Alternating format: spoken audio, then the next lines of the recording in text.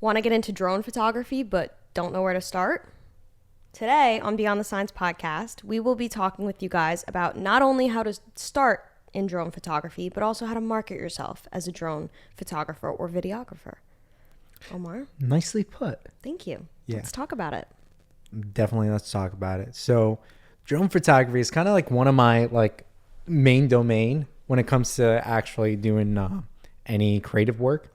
Because one, I've gotten into doing a lot of aviation flying back when I was younger, using making paper mache airplanes, and then to actual remote carts, to the FPV drones and stuff. Wow. But when it comes to drone photography or videos for drones to be in general, is that it does take a certain skill when it comes to it, not just by understanding where to take the picture or how to take the picture, but also the framing of how you subject sort of the landscape that you're trying to take a picture, and as well as the video composition, right? A lot of people assume just by having a drone you're gonna get some amazing shots, but it doesn't just come from there. It also comes on how to control the drone itself. So yes. So let's say you're trying to do a quick video, right? Some drones nowadays, they do have the setting where you can actually set a set speed from an A point to a B point and lock it in, so you can get a nice smooth focus, and it focuses on the actual area. But the skills that comes afterwards is that knowing what is it to focus on when it comes to it, right? When it comes to drone photography, right, you have to understand the actual settings of because every camera has its own settings, right? From Sony to Canon to Nikon, right? So when I used to be a Nikon shooter, right, you would have to shoot it flat in order to bring the colors back in post. Right. It's the same way with the drone, right? For example, a Sony shooter wouldn't have to do that. They would just put it into post right away because it's already the colors aren't baked in already, right? But for drones, you have to make sure you're on a D-log.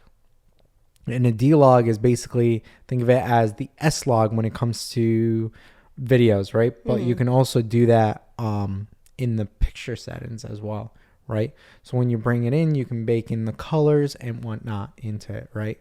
So it really comes down to, I would say the couple steps when it comes to drone photography or filming is, one, how to actually know how to control a drone, right? And there are classes out there you can get certified and whatnot. And another thing is understand when to fly the drone or where to fly the drone, because there are certain locations where you're not allowed to fly, and you can actually get fined, flagged, or in one of the many scenarios that ever happened to me was have my drone shot down.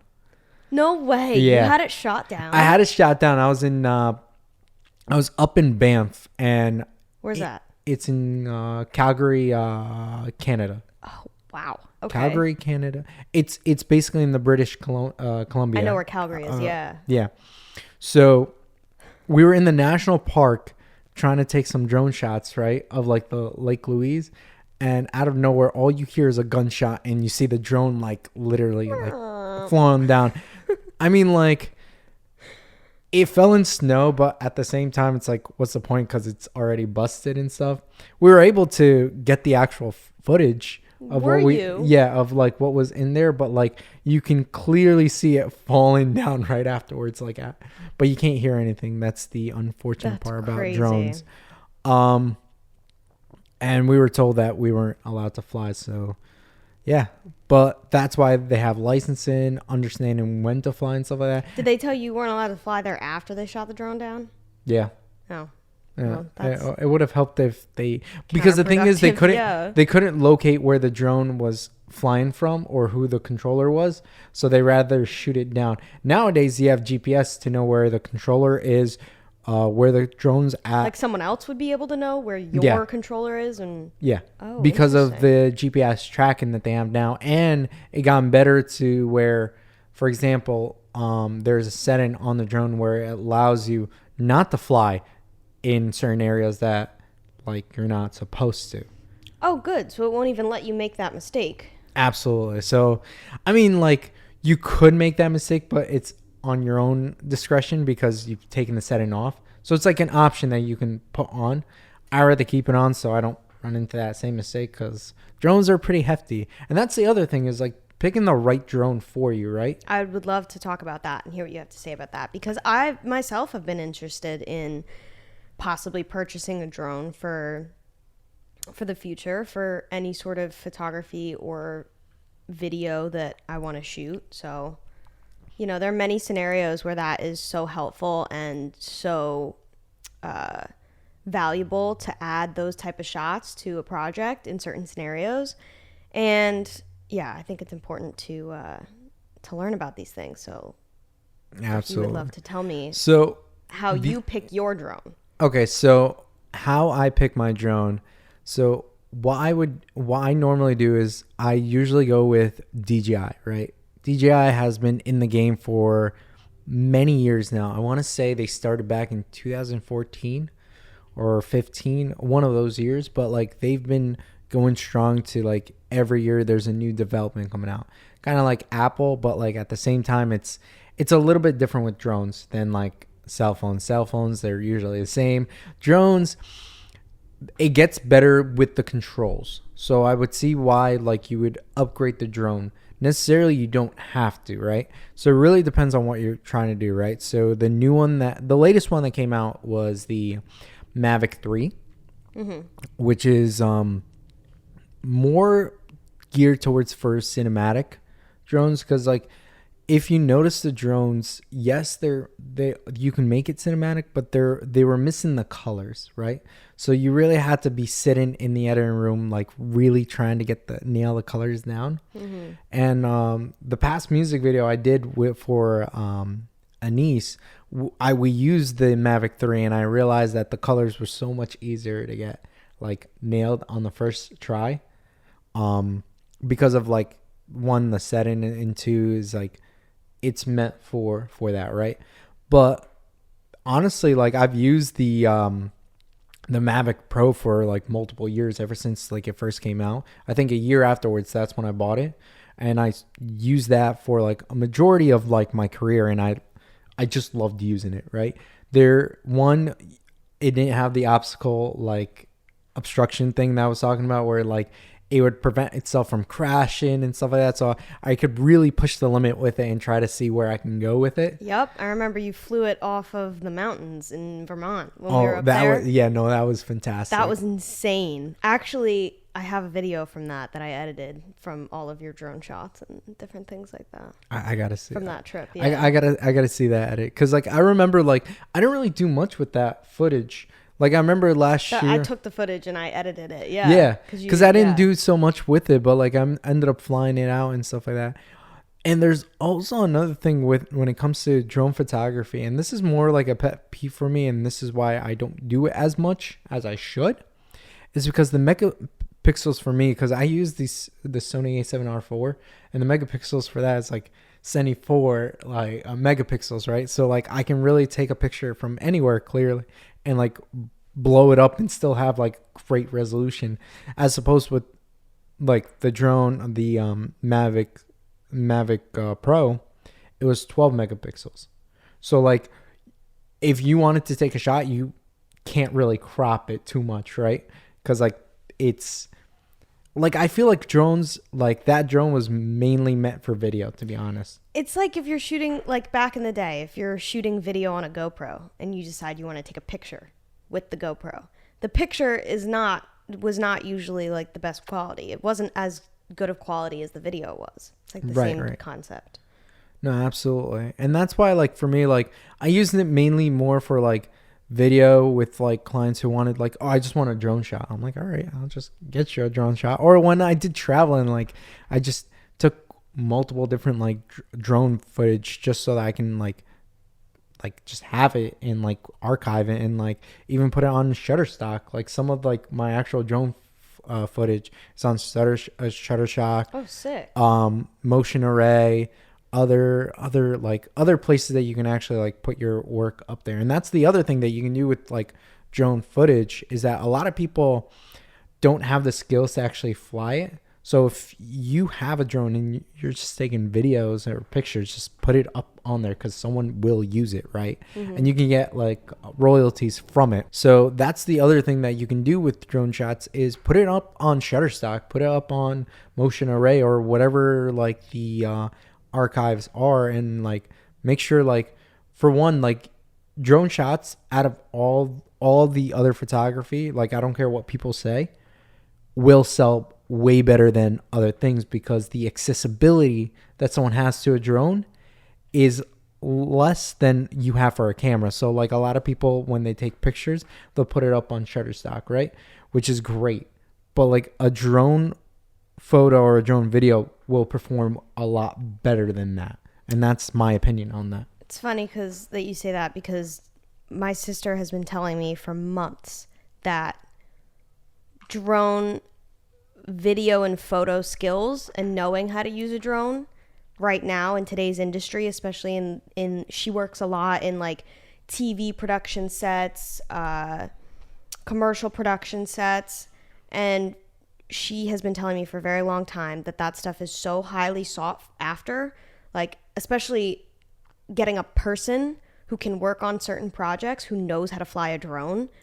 Like, they are very valued and very highly sought after in the industry today, in those type of atmospheres. Absolutely. And like for most weddings, when you hire a drone photographer, they're only there for like an hour, and they get so much just from that, right?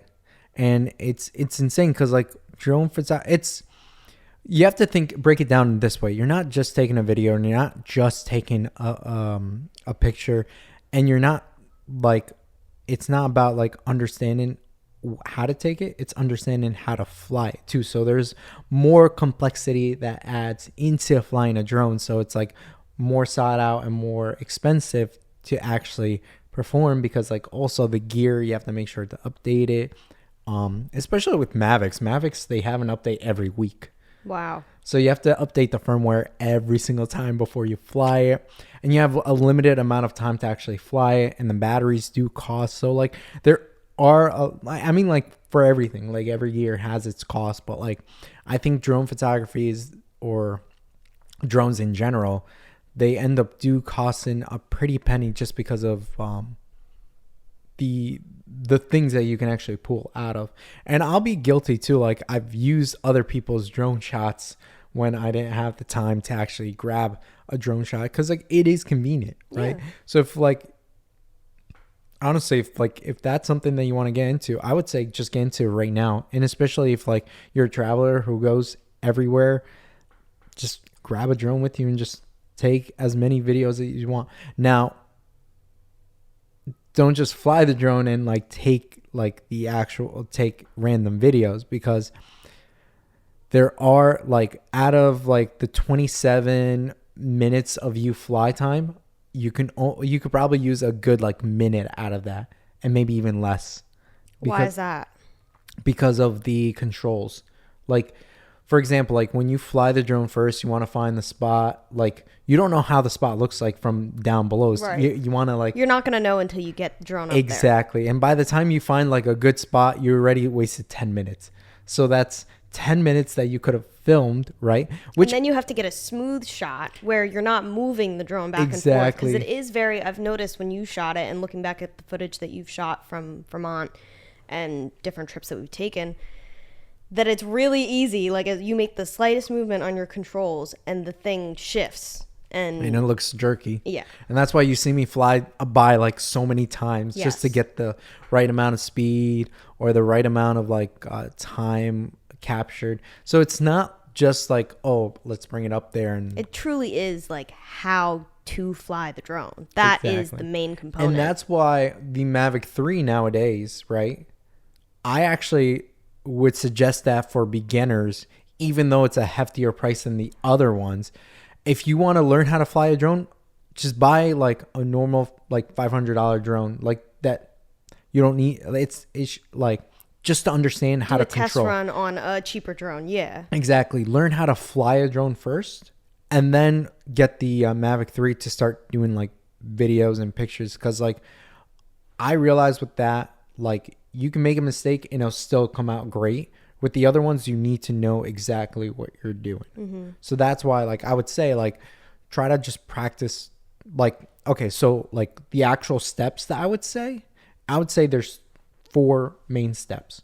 One is to understand how to fly a drone.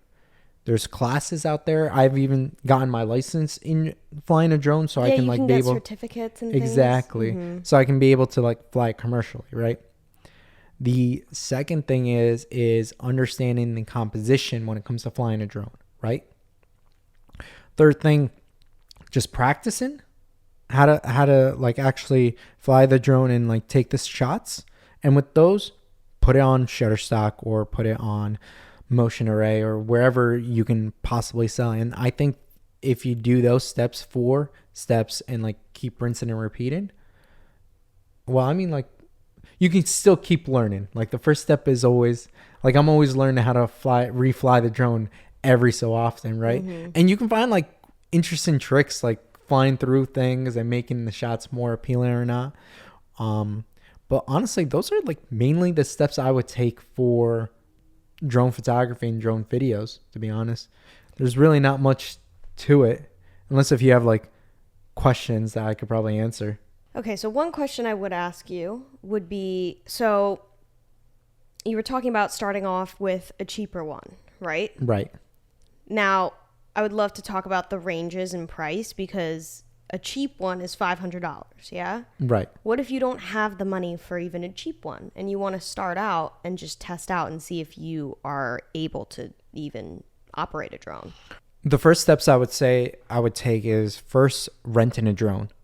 Seeing if that's renting. That's a great option. Renting is a great option because one, you put like a deposit down, but you end up always getting that deposit back. And some places it's as cheap as $20 a day. Wow. To really try out a drone, right? But keep in mind, you crash it, you end up paying for it. So it's like, it's a very risky thing to do. And like, I personally don't like to rent gear because in general, you don't in general, I don't like to, but like it is an option for those who just want to try it out and don't want to shell out the money for it. Right. And necessarily, like, if you want to actually do like drone photography, you don't need to buy the most expensive drone out there. There's always options of like getting it used or just using the $500 one. You can actually get 4K videos out of it, right? I'm just saying for those who are serious about their craft, and that's what we try to convey in this podcast. Yes, is that we're always serious about our craft. So if you're really serious about it, you would I would hope that you would actually do the right investments in the right gears and stuff like that. Mm-hmm. Now, am I saying that you should go buy out like an expensive drone just because I said so? No, absolutely not. I would though. Mm-hmm. Yeah, you would. I would, but not. And I just want to write like a little disclaimer down here. I do not encourage anyone to buy a drone if they cannot afford it.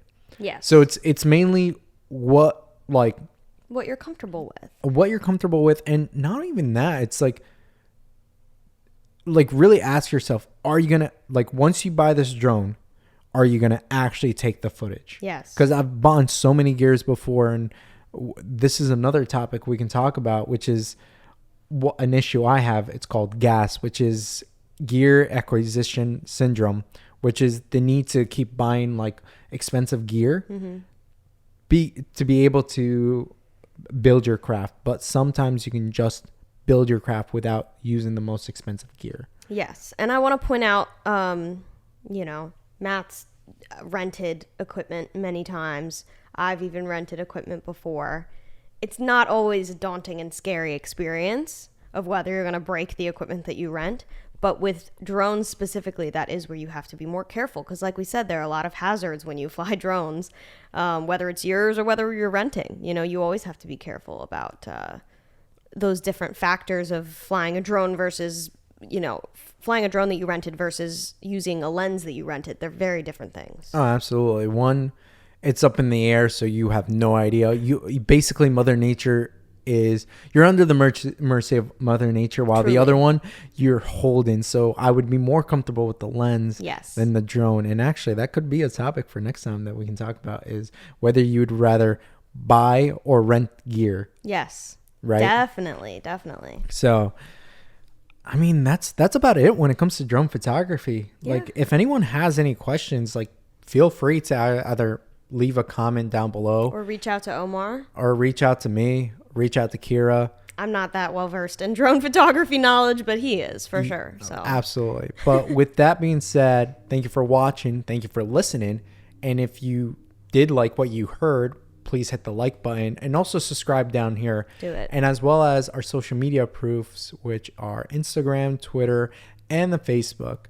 But yeah, and I don't really like renting gear, to be honest. It's not my thing. Let's talk about it. Let's definitely talk about it. Also, video on Kira's face, video on my face to see past episodes. But yeah, gear, I don't like renting gear. drones, it's funny. I get it. Yeah. But with that being said, thank you, and see you all next time. See ya.